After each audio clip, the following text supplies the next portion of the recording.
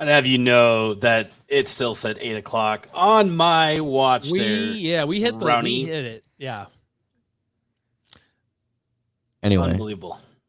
Yeah. Welcome, Cyclone fans, to the latest and greatest edition of the Nightcap. Certainly the Slow latest. news day. Slow news day for sure. Not a whole lot going on in Not much Ames, going Iowa. on. Yeah.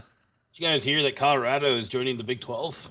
It's the only thing that's happening right now.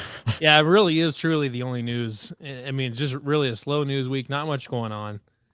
I'd honestly, I'd bet that we might end up having another Big 12 team at some point. Not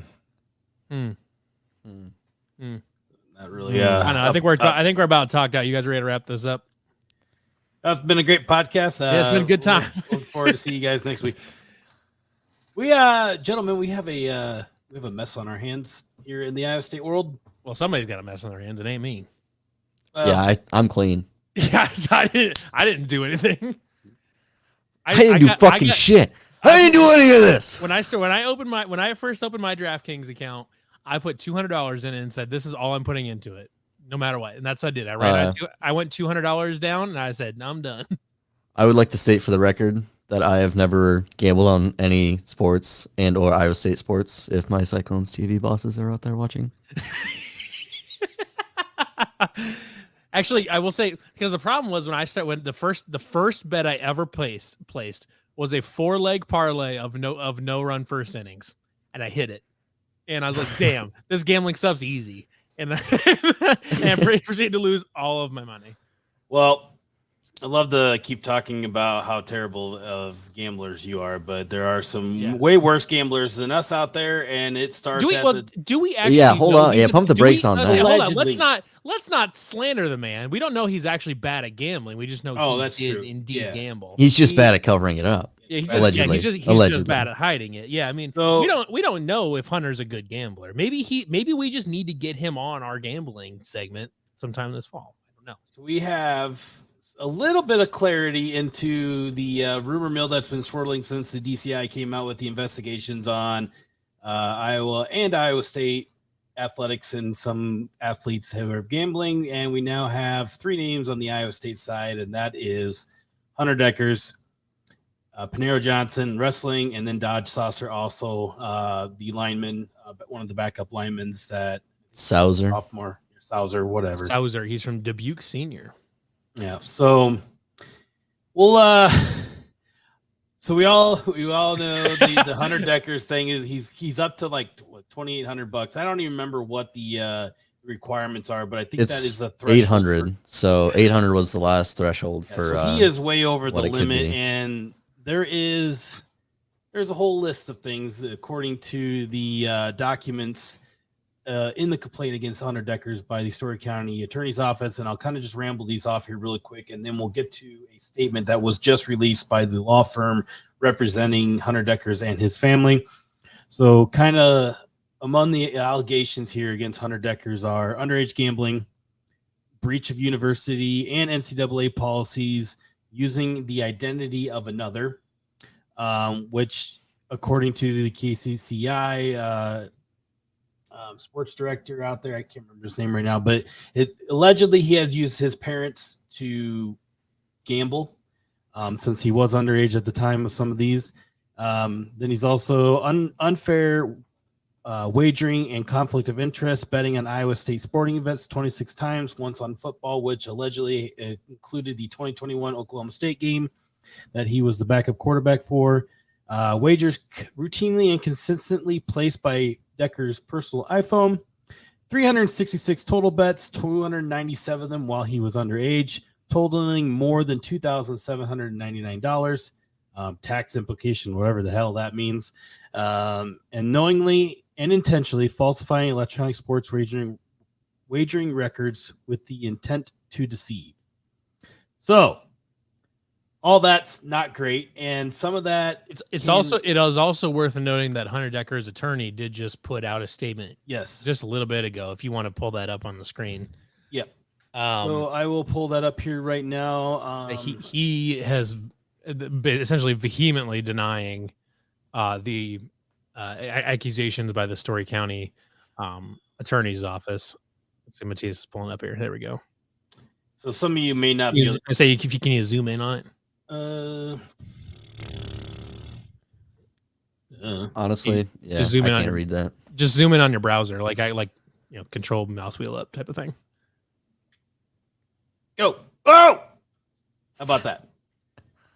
All right. Basically, Good he's enough. denying all the charges here, so I'll kind of let it go here. But he's denying all the charges.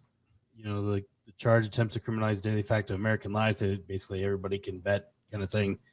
Yeah. All in all, this whole statement really rounds out to be Hunter will not be participating in fall camp, which has kind of been the rumor for a while, but nobody could actually say it just because it has been a criminal investigation. So with that, also coupled with the Panero Johnson stuff, that Intermat, I think it was an Intermat that just came out with a tweet, said they contacted some of the staff members on the Iowa State wrestling team, basically saying that the Panero Johnson stuff was false and that he would face no charges or punishment, basically. So I think there's going to be I think this is going to get a little more dirtier before it gets a little bit clearer. So obviously, this is the tip of the iceberg. It's just a matter of what goes on next. Is the next moves. So we can clearly see that Deckers will not be participating in camp, but there's also, as we know, there are some more names out there that we have been planning on hearing or seeing that just haven't come out yet. And that's the thing too, like you said though, is that this on it, like we got some clarification, but honestly, it might just get a lot more messy, and we just happen to know who's involved. I do have concerns that this is gonna get really, really unpleasant for pretty soon, because now all especially with Hunter and the wrestling program pretty vehemently denying the accusations. Now you're talking about some pretty heavy stuff. Yeah. And that's, I don't know if they're going to go to court or anything like that. I guess I don't know exactly how all this works, but the thing too is, like, what if there's a loophole in the NCAA rules? Like, nobody knows. Yeah. The thing about Panero Johnson, like, he was a freshman this year. What if his bets were placed before he was? Well, that's what they're saying. Is enrolled, yeah. I mean, who knows? Because then he would just be in trouble with the law and not the NCAA. Right. Obviously, we don't know anything yet, but there's a lot that could happen yet. Where what we know now will mean absolutely nothing by tomorrow at this time. Maybe we really don't know. And for all intents and purposes, in all intents and purposes, it sounds like these coaching staffs were kind of caught off guard by this being let out today. And obviously, the DCI does not have to play hard or doesn't have to play nice with the Iowa State coaching staffs. They can they're the law. They can do what they want.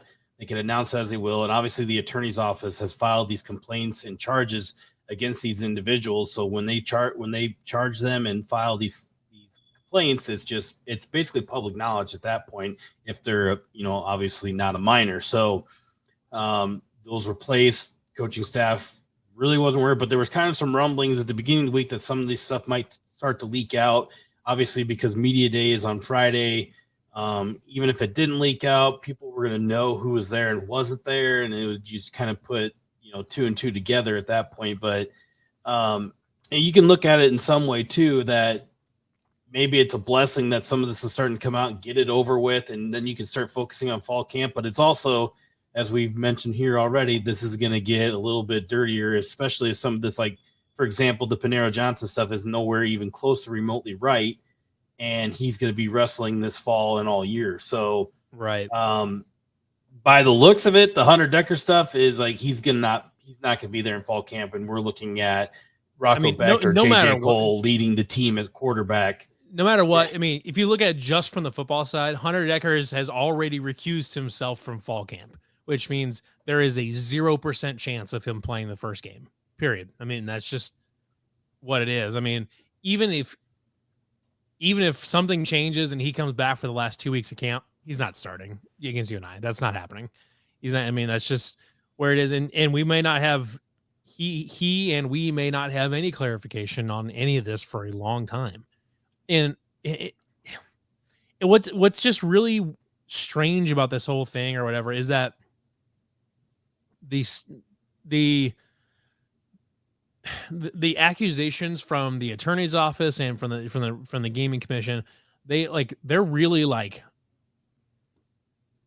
definitive. I don't know if definitive is the right word, but it seems like they're really intending to hammer people on this, like really go after people. They're sending a message for sure. Like they're trying to send a message in, especially they only, like, as far as I know, they only looked into Iowa and Iowa State. Wherever I have not heard. I mean, I guess maybe I just missed it, but I have not heard one peep about them going after UNI. It stopped at Iowa and Iowa State. Yeah. It stopped at so if it stops at Iowa and Iowa State, I mean, now I want to clarify this, because should you ever bet as a college athlete? Should you ever do anything that could lead you to being accused of betting on a game that you are taking part in? No, never. Ever in a million years should you ever get close enough where your name could come up in an investigation like this. Sometimes you have to listen to the haters. Don't bet on yourself. Don't bet on yourself. It's a bad idea. Now, the other side of this is if you're only going after Iowa and Iowa State, that's not even all of the region schools. UNI is part of the same board of regents as Iowa and Iowa State. They play at the same. They also play Division I college football. I mean, they're sub tier, but Division I basketball, Division I wrestling. They're still Division I NCAA, football, part of the same board of regions. But if you're only going after Iowa and Iowa State, you're doing it as a publicity stunt. I mean, let's just be real. The Simpson Storm are also part of the NCAA. The Central Dutch. Jake Brenn, your ass is on the line, kid. Yeah, I think we need to investigate. Jake Brenn accused of betting on tennis matches. Yeah, Simpson College tennis needs to be under full investigation because Jake Brenn is. So, and that's what seems so weird or just kind of stinky about this whole thing is that they only went after 2 schools in the state of Iowa. I mean, are you really going to tell me that nobody at any other school in the state of Iowa, UNI or wherever, or at Simpson or at Loris and Clark or whatever, like you're in Dubuque, Loris and Clark? Yes, Loris College and Clark University. Oh, okay. You're trying to like Lewis and Clark this with like Loris. I'm like, is that it is close. No, but those are 2 real schools in Dubuque, Iowa. Yeah, right. And they're both NCAA. So I think they are. Yeah, they are. Either way, they're Division III. But anyways, so they're both, but they're also like they're NCAA institutions or whatever. Like you're clear. Someone is trying to make a splash and make an example, and that's what's kind of gross about this whole thing. That doesn't recuse Hunter for any wrongdoing he may or may not have done, and apparently he disagrees that he did anything wrong. Whatever, I don't know. That will be decided at a later date by some other body. But I don't know. It's hard for any of this to feel remotely satisfying or to feel like a good, to feel like there's any closure on any of this because, well, you don't have closure, but I don't know. This whole thing has been really frustrating because we heard about it months ago.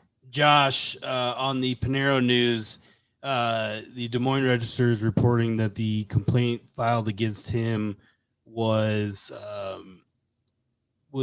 Johnson placed wagers totaling of $45,640, which is a ass load. That's so much money on 1,283 bets. According to the complaint, Johnson at Big 12, he placed approximately 25 bets on Iowa State events in total.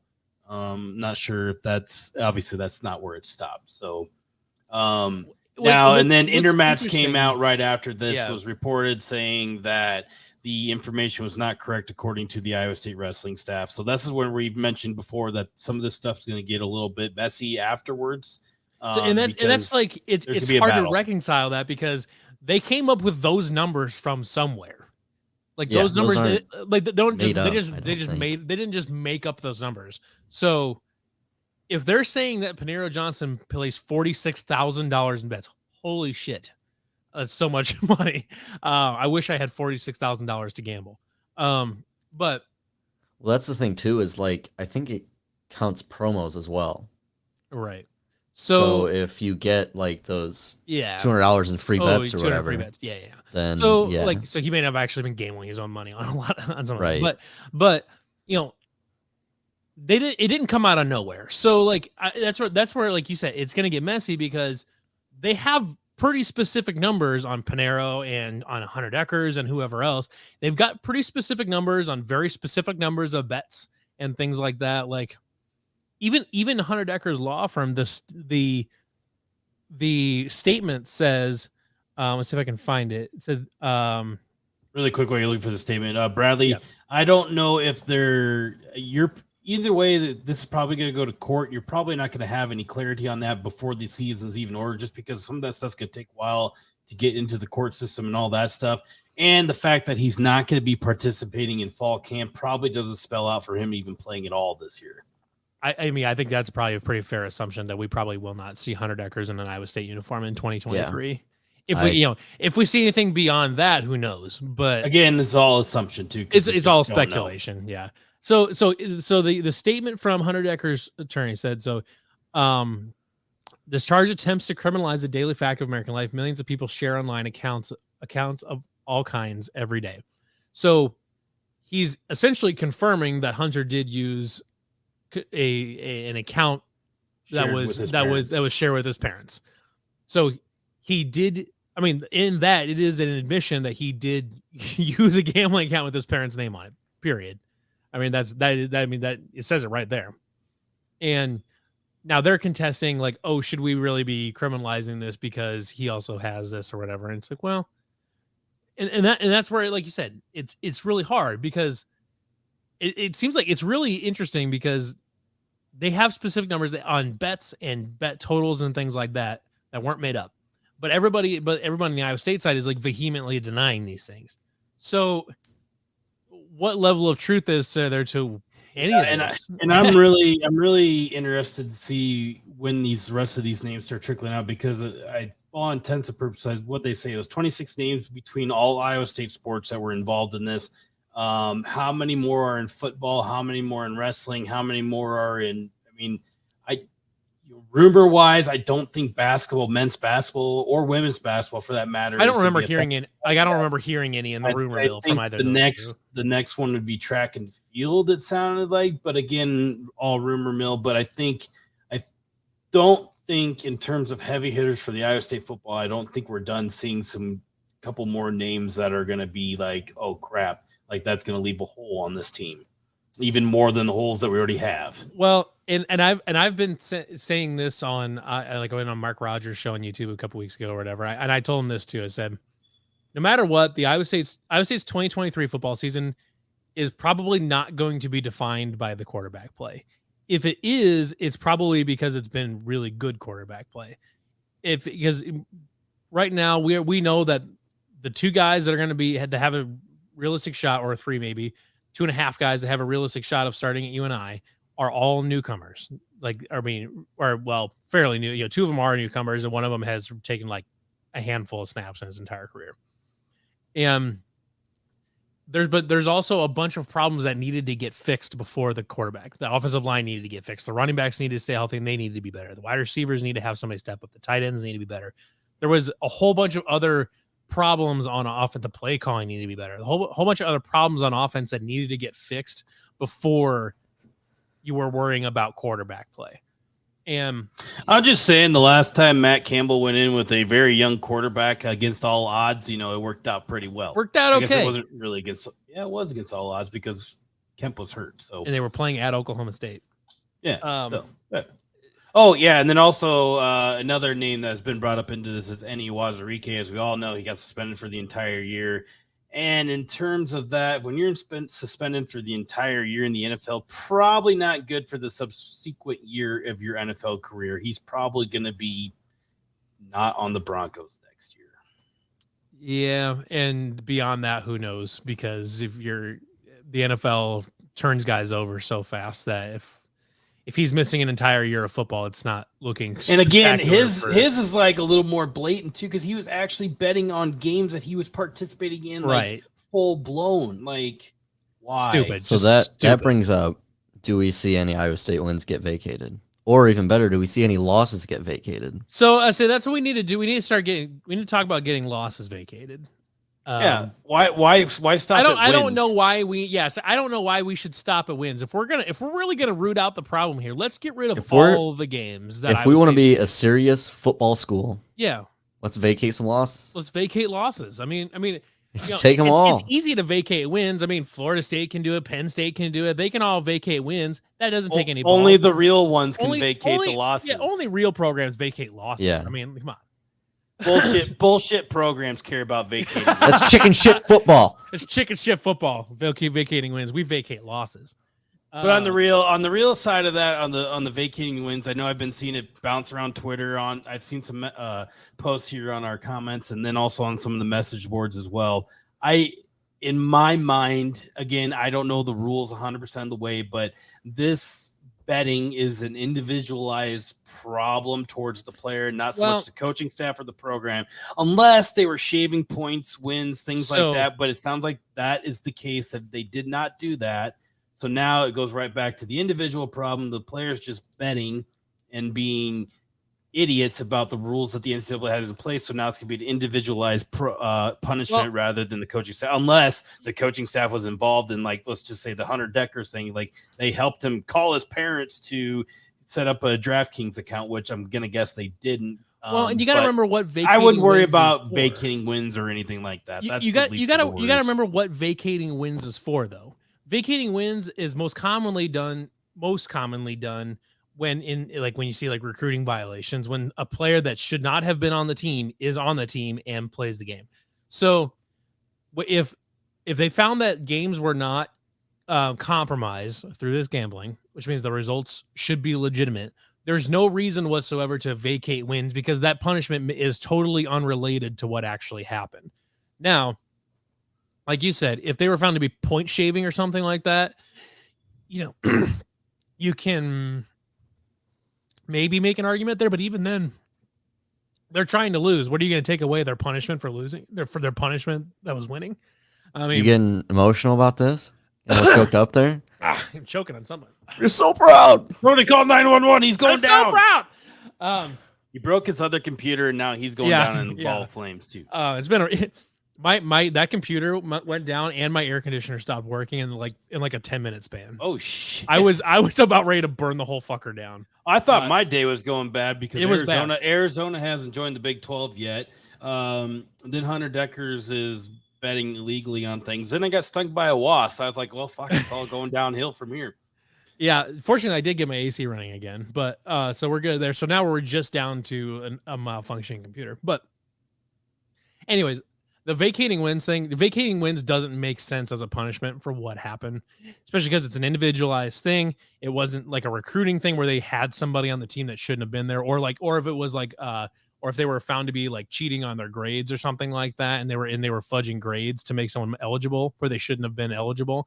That's different. Then vacating wins is probably a legitimate punishment there, because they had a competitive advantage. Gambling on a game doesn't give you a competitive advantage. You can give yourself a competitive disadvantage to win a bet, but that doesn't have anything to do with winning the game.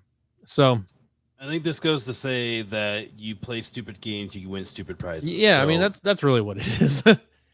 and that's why, like, I'm the vehement statements from the program, from Hunter's lawyer, and some of the stuff coming out about about Panera Johnson and stuff like that. The fact that they're so vehemently denying it is throwing me for a loop a little bit, because I don't know, the accusations from the attorney's office seem like pretty rock solid, or that they clearly have something or whatever. So like to just flat out deny them as completely false is such a weird.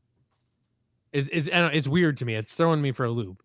Like how they could have the guts to just completely deny everything right off the bat, even though clearly somebody knows something. Yeah. And I don't know. I mean, it's weird. I guess the good thing for our mental health, if you will, we've known about this since when they announced that something was going on. and the names started to kind of trickle in of who it is and the rumor wise. So we've kind of all been prepared for that. And obviously I think the coaching staff in some regard has been too. So it's kind of making the pill easier to swallow, but now it's just more so now for me, it's like you're reading what they did and how much they bet or whatever it was or what they bet on. It's just more like you're just disappointed in the individual rather than just being so, I don't want to say dumb because it just makes it sound like, they're a bad person. I mean, maybe they are a bad person. I don't even know really how to say it, but just making a costly mistake that's going to affect your other brothers, if you will, or sisters on your teams. If you think about it from like Hunter's perspective too, I mean, he had the talent where if he put it together, he had an NFL career ahead of him. Yeah, it's you've blown up so much for potential for yourself, for your team.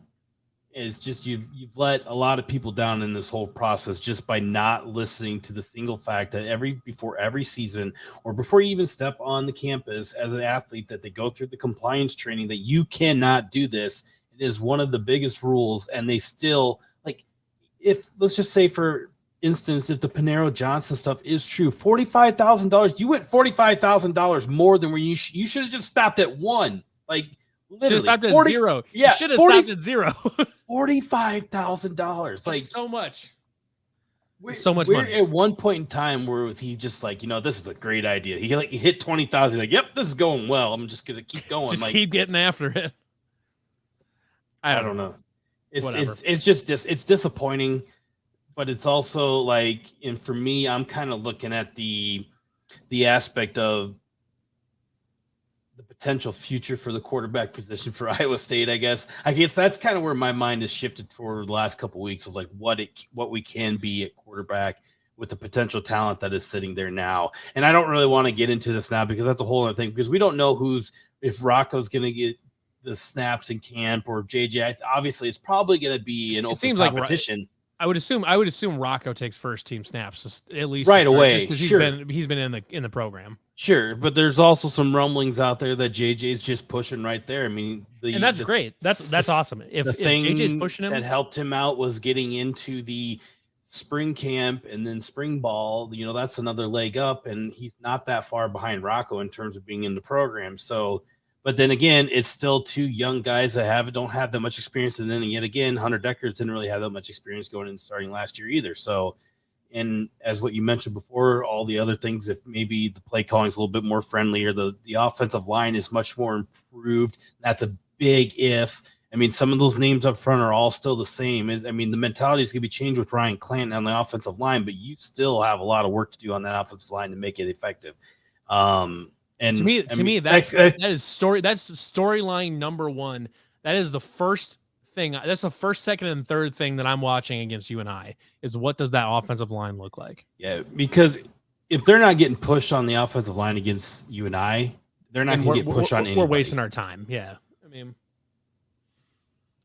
yeah, and that's like I said earlier. That's the struggles and the needed growth on the offensive line was always going to be a bigger storyline than who was taking snaps this year. The only reason that the quarterback position right now is dominating headlines is because the one that was starting is now, not currently not with the program, I guess, if you want to call it that. I don't know if he's technically not a part of the team anymore, but he's suspended himself, recused himself from the program, I guess is maybe the way to put it. And sounds like bedtime's going very well upstairs in my house. Just pure chaos. Sounds like it. Yeah. Probably sounds like that in the halls of the Iowa State football office right now. Yeah. Yeah. All right, Aiden, what else is going on in college football? It's realignment season. It is realignment season. Year 3, I think. Right? Yeah. Texas OU was 21. UCLA USC was last year. It was 2 years ago already, wasn't it? Huh. Yeah, day 7,962 of conference realignment. And Arizona is still not a member of the Big 12. I get the impression, though, that's coming very soon. I mean, because from who knows what you can believe on what source, who actually knows what's going on. But I mean, there's even like Stuart Mandel, who's been a Pac-12 homer this whole time, is like, this deal's kind of poopy. This meeting that they had today with about an Apple TV offer, which was being reported as like 20 million per school plus escalators based on subscribers, which is a horrible number. And if you're not Oregon State or Washington State, that's like that's a totally unacceptable number. And especially, I think one thing that was really interesting about all this is that Washington and Washington State specifically are both in money trouble because the Pac-12 deal is essentially losing the money right now. So like Washington and Washington State are both in debt and they need a way out. So they can't rely on, well, it's 20 million, but you should be able to get to 30 million based on subscribers. Like they need to know that 30 million is going to be there every single year because that's the only way they break. That's the only way they break even. And I would say at bedtime right now sounds like it's going on a level of Pac-12 managing a TV deal, which is not great. I would say so. If one Pac-12 managing a TV deal, like where does Gary Barta handling a Title IX violation fall on that scale? I would say my wife is probably handling bedtime a lot better than Gary Barta handles a Title IX investigation. It's really a scale of 1 to Gary Barta Title IX investigation, with the Pac-12 media deal being like a 7 or an 8 on the scale. Yeah, but she's almost like go up there and check it out, see if anybody's dying. What's going on? Like, is it like one of those is it one of those like Raptors in the Kitchen deals from Jurassic Park? Well, the one thing is I don't have a text message from her saying, "Hey, I need help." So, she hasn't shot the flare up into the night sky just yet. All I hear is crying. So that's just Utah fans finding out that they have to go back to the Mountain West next year. And that's a really interesting. They've been a really interesting dynamic too, because another thing that kept getting reported was that Arizona State and Utah were not so keen on going to the Big 12 in the event of a bad media deal, like that they were going to try to ride that thing out, wherever. Whereas Arizona is like had their bags packed for a year and they're just trying to find a reason to leave, basically. And that's a really interesting. It's a really interesting approach to this situation, because let's say Arizona leaves and they come to the Big 12, that puts the Big 12 at 14. Let's say the Big 12 says, I'm good for now. We're going to wait to see what happens with the ACC. Okay. Well, Arizona State and Utah now have where to go. They're not going to the Big 10. There's no way that George Klakoff has a job after this media deal is. No, I have no idea how he still has a job. The only reason he still has a job is because he got him into this mess, and it's basically they just need somebody to fall on the sword, and he has to know it's coming. Like there's no way in hell that he sat on his hands for so long saying he's going to amass all this media deals and have the pick of the litter. Did all this shit talking that he hasn't gone shopping in the Big 12 yet, and then still continued to wait as other people had actions. And now he's in this mess where he's going to get around $20 million from Apple TV, and it could hit $28 million if they get so many people to subscribe. And I saw it's been floating around Twitter, but somebody did like the quick math. They would have to get 32 million people to sign up for the Pac-12 subscription model on Apple TV to even make it to the Big 12 number. That's 10% of the American population. And then again, was maybe Brownie or the guys in the Wide Right Now like Discord can say this too, but somebody was floating around the numbers of that the amount of Apple TV subscriptions are not even paid for because they come free from like Verizon deals or iPhone deals, things like that. So Apple's not even making any money on Apple TV yet. They're paying $200 million for this deal and hoping people sign up for the subscription. Because the Pac-12 network, it wouldn't be part of the base package of Apple TV. Like it wouldn't just be something that comes with Apple TV. It's just like the MLS. Right. You have to pay for it. It's an add-on, and famously, the MLS one did not do very good. And with Messi on there, I think they've only that's what's pissing people off. Is like You want to watch Messi, but it's like, what do I watch Messi? Oh, Apple TV. Okay, well, I'm not watching Messi. Not just Apple TV, but I think they've only gained like 1 million subscriptions for Messi. And I will tell you, worldwide, Messi is far more popular than the entire Pac-12 combined. Yes. Oh, easy. Yeah. Yeah. I mean, yeah. But like, that's why I can't believe that this is and from what I understand, just kind of connecting a few of the dots of what I've seen, like it seems like this is a deal that's maybe been on the table for a long time and the schools already knew about it. And then it was just like re-presented to them basically and say, this is the deal or whatever. And this is it. This is no other deal. This is the deal or whatever. And it's funny because I just saw about 15 minutes ago, John Canzano. Oh boy. John Canzano, he has been carrying some unholy water for the Pac-12 this whole time. If there's nobody that's been blowing more sunshine up people's asses about this than John Canzano. He just tweeted out something.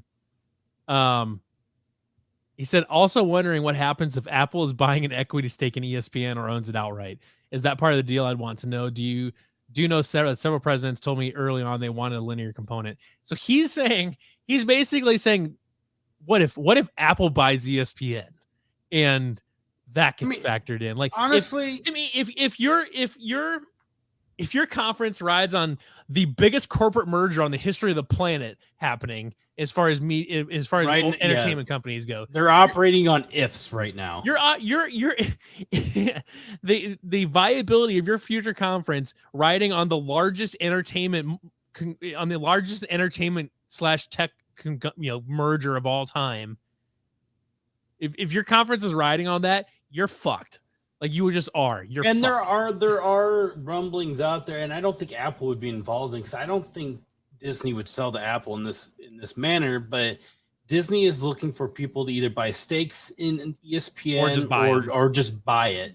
So there's only a few companies in the world that could and would buy ESPN. Like Comcast is involved in talks right now too. Like Comcast can, and they're probably the model of ESPN under Comcast is not going to change a whole lot. I mean, they'll still be able to buy I don't know, the Big 12 or the SEC or the ACC. They'd be able to still pay those media right deals at that standpoint too. So I'd be wondering, I wonder if would Turner be a player in that just because they're huge? I don't know. I mean, I don't even know. Like, obviously, Disney probably makes more money than Comcast, but it's not like, I really don't know if that's even true or not. But I don't know if Disney's one of the biggest companies in the world, right? But Comcast obviously has more money than God too. So, right. But I'm like, if you're just looking at like potential networks, whether it's like Comcast, Turner, or like Turner's like CBS, TNT, TBS, right, all that or whatever, and then like I'm trying to think the one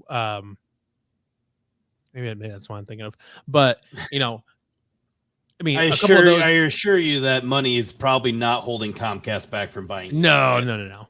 I mean, that's the tricky part, is that Apple is one of the companies that could afford ESPN. There's not a lot of companies in this world that can afford ESPN and also would be interested in purchasing ESPN, and Apple is one of them. But I think if Apple were to buy, you cannot possibly wager the future of your conference on that happening, especially because that deal, even if it was announced tomorrow that Apple is buying ESPN, that takeover takes years. It takes years and years to litigate everything involved with that, with a corporate merger like that, or an acquisition of that size. It takes years to work that stuff out. So that's not getting resolved for a long time anyways. And I just I don't know. I cannot believe that Kliavkoff is trying to. In fact, the Arizona Board of Regents meeting went 23 minutes over the scheduled time today. It went into executive session at 3:32 p.m. and adjourned at 4:23 p.m. You can analyze that how you will. Did you guys see? It was like a public meeting. I don't know if it was on YouTube or what it was on, but it had 1,600 people watching the first 3 minutes of this Board of Regents. I thought it was like 30 seconds. Yeah, it wasn't. And then long. they motioned like an executive meeting or 'Cause they whatever, went so that they behind didn't closed have. doors. Yeah, They went People behind were- closed doors immediately. People are like, this Arizona which is Board of Regents- understandable, yeah, but Arizona Board of Regents meeting got more views than Cal versus Stanford on Apple TV. Well, yeah, 3 is more than 0. Yeah. I just this whole thing is bizarre to me because it's just it's taking forever. Like we've known for over a year now that the Pac-12 was pretty much, a dead man walking, and now I think Colorado just bolting just out of nowhere. Not out of nowhere, but Colorado just up and bolting before there was really an actual formal meeting on a media deal. I think that threw the whole timeline off, and that really caught the Pac-12 off guard, which is kind of funny because the Pac-12 and other people were making fun of Bob Bowlesby for getting caught off guard by Texas and Oklahoma, leaving, even though they were actively conspiring against him, basically, or whatever. But then now, granted, the Pac-12 is getting and George Kliavkoff are getting kind of drugged through the mud pretty hard. But it's just the handling of this entire situation by the Pac-12 has been pretty mind-boggling. We got tomorrow's Wednesday. We got 3 days. At this point in time, I don't think Arizona's going to jump this week, but signs point towards it happening. It's just a matter of, if it's going to happen, it's going to happen before the season starts, before week 0, probably. But obviously, with Colorado joining the conference in 2024, Arizona probably has their eyes on that. If they want to have that happen, they have to have something done this month. Otherwise, they're going to be pushing into 2025. The Big 12 will be playing with 13 teams at that point. Or maybe somehow we go to 16 with Arizona State and Utah. That seems like the least likely, but I don't know. It's a lot's going to happen here in the next 2 weeks, I think. But the Board of Regents having a meeting right after the Pac-12 was presented numbers is kind of telling that there's discussions, and there have been reports that Arizona's kind of been in those discussions for a while, whether they kind of died off, now they picked up, they died off, picked up, and all that jazz. So it's going to be a big 2 weeks here, probably. If nothing's really been in motion after these next 2 weeks, it's probably quiet through the beginning of the season. I don't know. That's just my take on it. But we're all watching the message boards. We're all watching Twitter. It's a nice plug for our Discord. The NCAA realignment section. Hey, you watching those cubbies over there, Aiden? I heard that. The NCAA realignment section of our Discord is always popping. Honestly, the whole Discord has been kind of cooking the last couple weeks here. Oh, I'm certain it's cooking right now with the gambling talk. And yes, it is. Yeah. Oh, I'm sure. Yeah. Because I tell you though, like if you're kind of over the traditional forum or message board or something like that, which there's still plenty of good ones. 247 is a great one. Cycling Fanatics obviously got theirs. But if you want a more fast-paced version of a traditional message board and you are not already on Discord, I honestly really highly recommend it. It's a great place to talk about lots of different things with lots of different people. There's still a lot. We still have a good, really, really nice crop of regular posters that are on there all the time talking about different stuff. We've got obviously stuff about Iowa State, but there's a realignment. We've got stuff for all the other sports too. We've got stuff for pro sports. We've got gaming. We've got 4 or 5 different gaming channels now for console specific discussion. We've got a lawn and garden one. We've got a movies and TV. We've got one for food and booze where people put pictures of stuff they cooked or stuff they drank. Whatever. Just honestly, awesome community. I would really highly recommend it, especially like right now where there's lots of stuff happening, lots of great conversation. And I'm always impressed and really happy with how like healthy the conversation is all the time. Like you don't really see rarely see like anything toxic. Come on, man. We even have gambling. And easy. To be fair, Matthias's food takes are bad on any platform, not just Discord. Yeah, what do we want to talk about here today? What's a chat your prime rib take is pretty bad. that's at this point, that's just one to piss off people. And so the pecan pie, that stuff is garbage. Anyways, somebody throw a food that they really, really love in the chat, and we'll see if I even like it. Come on, let's do it real quick. This will be our fun game. Let's do it. Matthias is a picky little bitch. Flour versus corn tortilla. Ooh. I mean, would it be harmful to say that both are fine? Okay, so yeah, okay, you're actually right here, Matthias. So I had to answer this on a Texas Tech podcast one time, and watermelon's delicious. So flour tortillas, awesome. Flour tortillas are best with something heavy like beef or steak or something like that. But corn tortillas are better with stuff like fish. Like fish tacos, I think are better in corn tortillas. And I don't know. They're both good. Brisket is delicious. Who doesn't like unless brisket? It's cooked by Lincoln Riley, then I don't want it. That's not brisket anymore. That's just charcoal. Fucking charcoal. Breadcrumbs make mac and cheese. Yeah, anybody ever smoked mac and cheese? Smoked mac and cheese is delicious. I would very much recommend it. There's a lot of things you can throw on your smoker that's good. Pizza's good. I mean, if you do like biscuits and gravy on smoker. Wait, really? Oh yeah. I never even thought about trying that. Oh yeah. Jethro's versus Hickory Park. All right. This is the most mid-off thing I've ever seen. Yeah, this is like ridiculous. Yeah, no, this sucks. This is a very mid-off. Has anybody ever, and I don't really want to throw a restaurant under the bus in the middle of a live podcast here, but has anybody ever heard like the rumor that like Jethro like makes the food, freezes it, and then warms it up the day they serve it? Welcome to every restaurant ever. No. Like I believe that. I would say Hickory Park is fresh. Have you guys ever been? What's the place in Slater? What You Smoking? Oh yeah, that's I have not. That is like one of my favorite barbecue places. I think. So only been there once, but it was so good. Oh, Matthias and I were clicking on the same one. Yep. Okay, I can answer this question because I just did this on Friday at Smokey D's in Des Moines, and that is brisket and burn ends. I think the exact same way. Yeah. Brisket and burn ends is the only way to go. Brisket is the easiest way to tell if a barbecue restaurant knows what the fuck they're doing. Because anybody can anybody can do pulled pork. It's not hard. Like pulled pork is really easy. Pulled chicken's really easy. Sausage isn't that hard. I can side with that. I could also go What You Smoke has good pulled pork. Let me clarify. I'm not knocking pulled pork. I love pulled pork. Yeah. The ribs at What You Smoking are delicious. Everything's delicious at What You Smoking. I don't want to like be a slanderer here, but I wasn't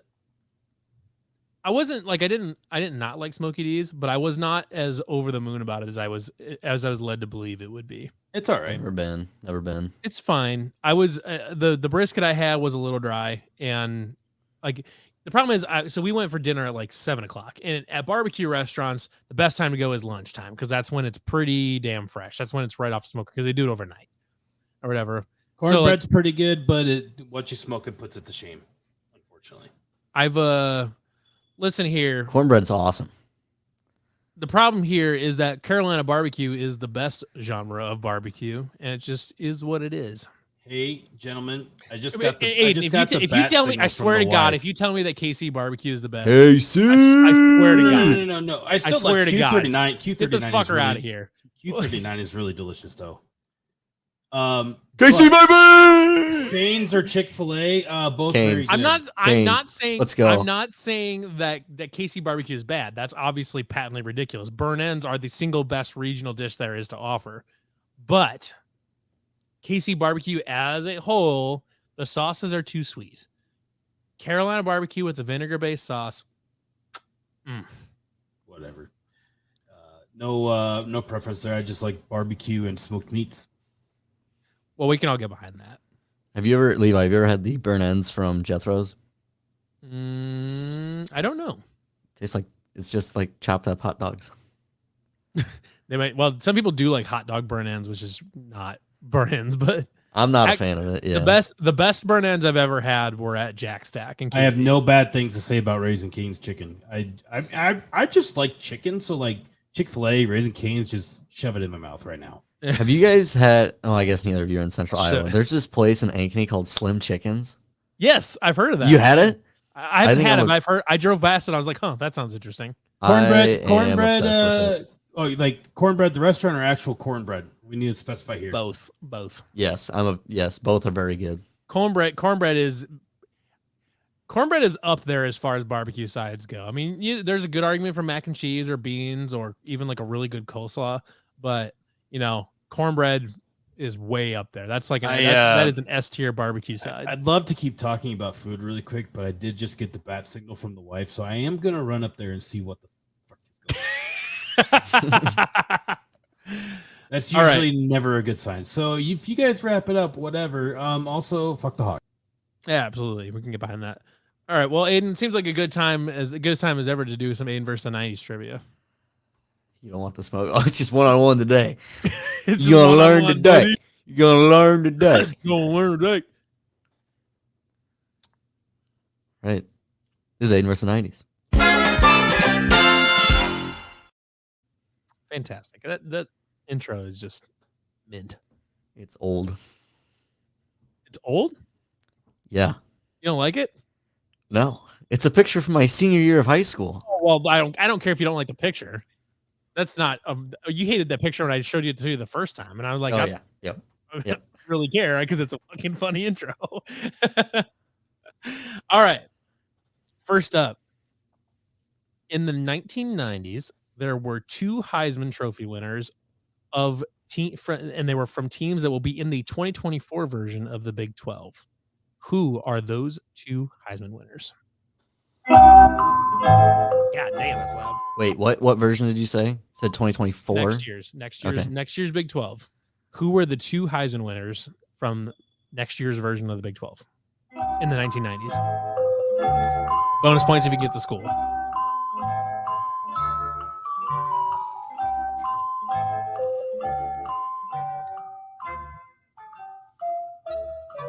I'm thinking of people that are too early is my issue.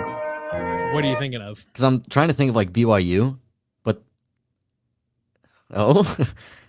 because Steve Young late, he'd have been too early. Yeah, that's what I was thinking. He also didn't win a Heisman. Yeah, I didn't think so.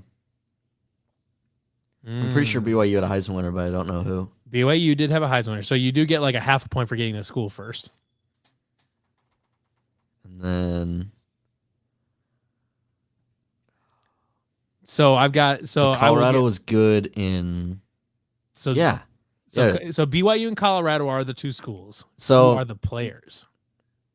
If you'll let me finish my thought, I was going to say Colorado's my next pick because they won a natty in like 93. Colorado was very, very, very 91? good in the 90s through like 2003. If you go, I remember this because on NCAA Football 2003, playing as Iowa State in Dynasty mode, Colorado started the season ranked like number 3. They were really good. When did they win a natty? Good 1990. question. 1990, yeah. Yep. Let's see here. So yeah, do you got a guess? I don't know players. No. Okay, no. Players for BYU in 1990 was Ty Detmer. Okay, yeah, I know the name for sure. I don't know anything beyond that, but. And in 1990, I wouldn't say it was 94. The Colorado player was Rashaan Salam, running back. Would you have gotten that? No. I would have been kind of surprised if you did. All right. Second question.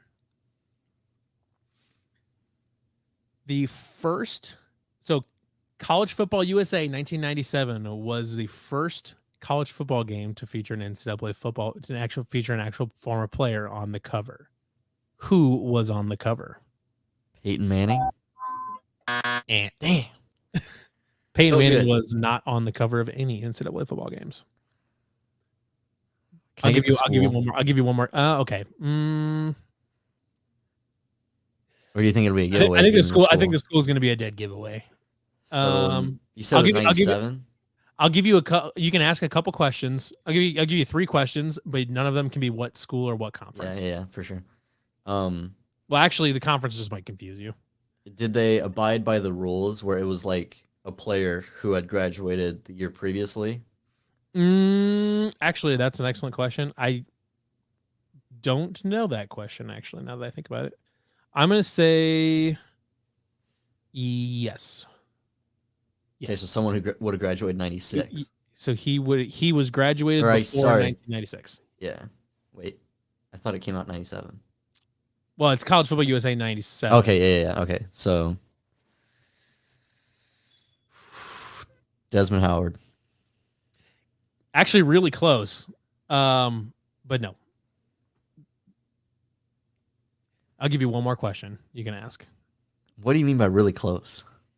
Because I think, Desmond Howard was on an NCAA football game, but it was like NCAA 06? Yes. He was on That doesn't NCAA seem very 06. close. Well, you're in the right. I mean, you're obviously in the right general time frame of when he played. This one is even closer. Danny Werfel, who was on the cover of College Football USA NCAA Football 98. So 1 year too Can I late. get the position? Quarterback.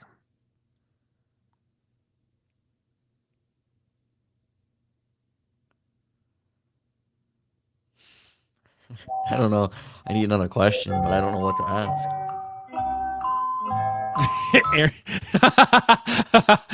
He's taunting you from the comment section. All right. You know what? You're out of time. Tommy Frazier from Nebraska. That's why I said I can't tell you Nebraska because it wouldn't give it away right away. Cannot tell you that. All right. Let's see.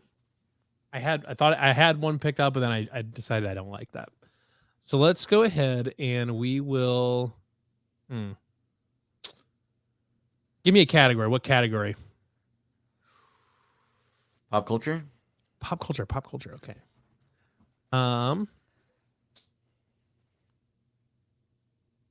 Let's go with.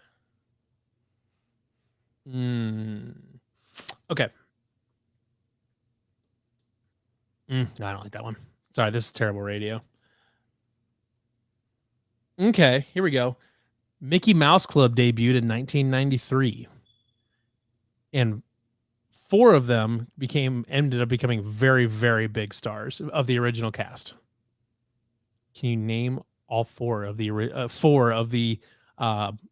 original Mickey Mouse Club cast that went on to superstardom? Yeah, what am I supposed to base this off of? They're all still very public and public forward right now. Still, they're all still very much popular right now. Okay. Any hints on this one or no?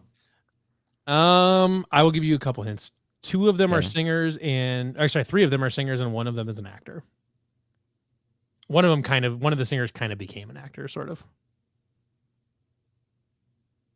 That does nothing for me.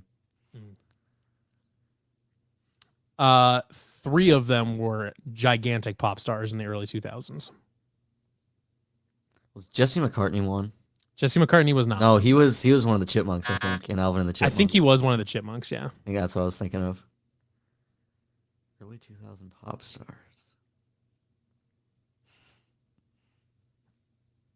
I'll give you a hint. One was just in a very, very famous movie that just came out like a week or 2 ago. Ryan Gosling? It is Ryan Gosling. There's one of them. That's obviously the actor. So 3 of them are pop stars. 1 of them sort of kind of became an actor. You wouldn't give me a song title, would you? I don't know if I could give you a song title that wouldn't be an immediate dead giveaway. You know what? Let's test the waters. Give me one. And if it... Suit and Tie. Justin Timberlake. Yeah, Justin Timberlake. And the 2 remaining are female pop stars, and they were kind of rivals, sort of, for a while, or they were kind of competing with each other. Britney Spears. That's one of them. Who was her rival? Her dad. No. So I don't know if you consider it a rival per se, but kind of like like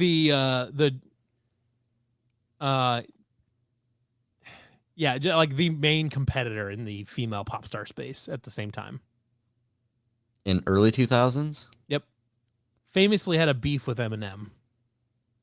Oh, God. It's not Christina Aguilera, is It it? is No. Christina Aguilera. I was thinking of the other girl that Eminem was beefing with. Wait, was Who's it that? Was it her? It was Christina. That was Okay, because maybe I was Christina thinking of something Aguilera was like they were presenting the Grammys. She's Hey, like, we're oh, still live. interesting. Yeah. Well, you missed all of this. Oh wait, where was this? I was finding this earlier comment. He's like, I thought you guys would be discussing ISU sports. We were. We did for the first 45 minutes. So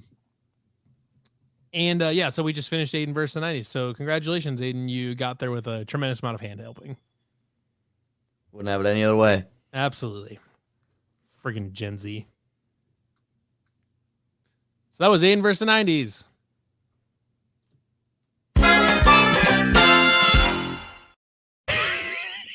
Producer's right on top of it today. All right. Aiden, you got Did I win? You lost.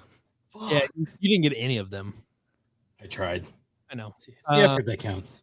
Are we doing old heads, new trends, or do we got one of the? I don't have any questions ready, but Okay, well, we don't make have something up.